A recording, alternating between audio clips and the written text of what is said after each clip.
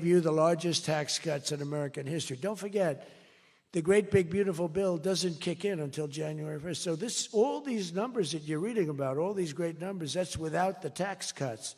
The tax cuts take effect on January 1st, and that's no tax on tips, no tax on overtime, and no tax on Social Security for our great seniors. Even people that go buy a car, they've never had this. You know, middle-income people don't know what the word deduction is. They don't know.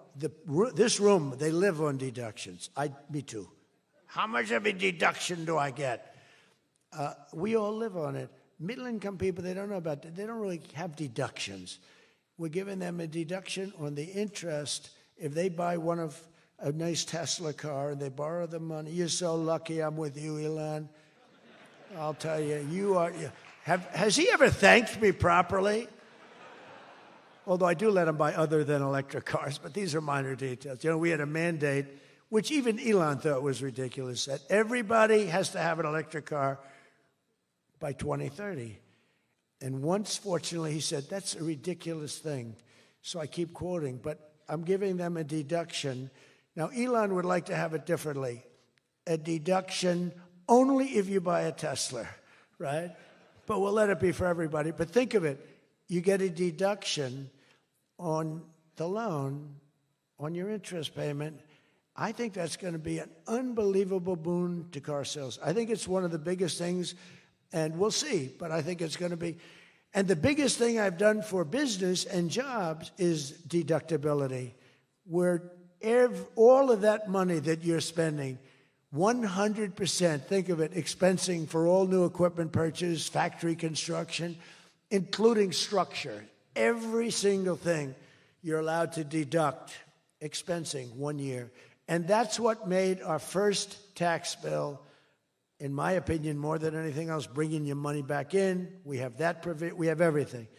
Trillions of dollars, hundreds of billions, but trillions of dollars. Apple alone, Tim Cook brought in hundreds of billions of dollars. You couldn't do it under the old tax code. You'd have to pay so much tax.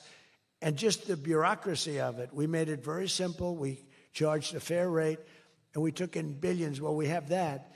But the expensing, to me, was the thing that made it so successful. And the other thing is all of those tax cuts that we got, that was the largest tax cut in history. On top of adding to those cuts, we extended the original tax cuts. If we didn't extend, you would have had about a 58% tax increase from that point.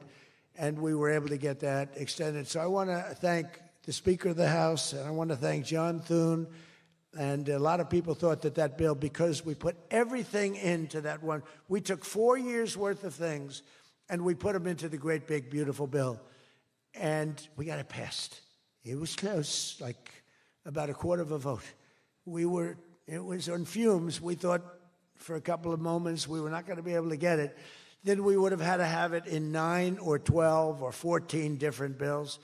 And I don't think we would have gotten many of them approved. We would have gotten some easily approved, but some we would have gotten no votes on.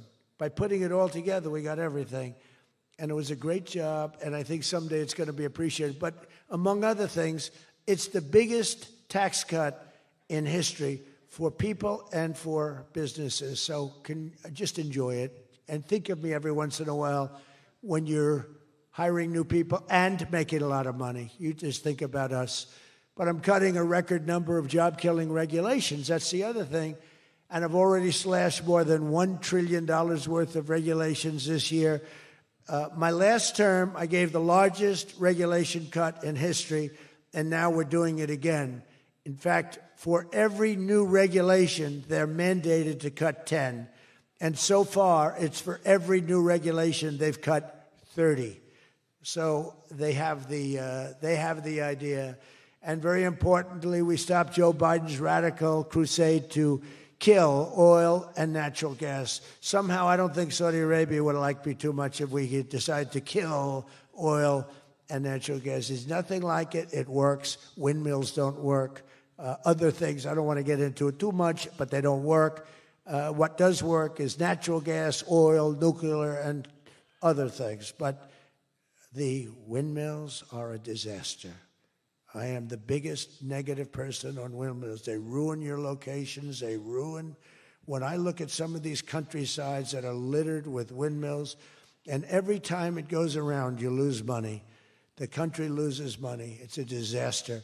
And I just hope that some of these countries that are losing their ass, we have countries that are going bankrupt because they're putting windmills all over the place. You're supposed to make money with energy, not lose money with energy.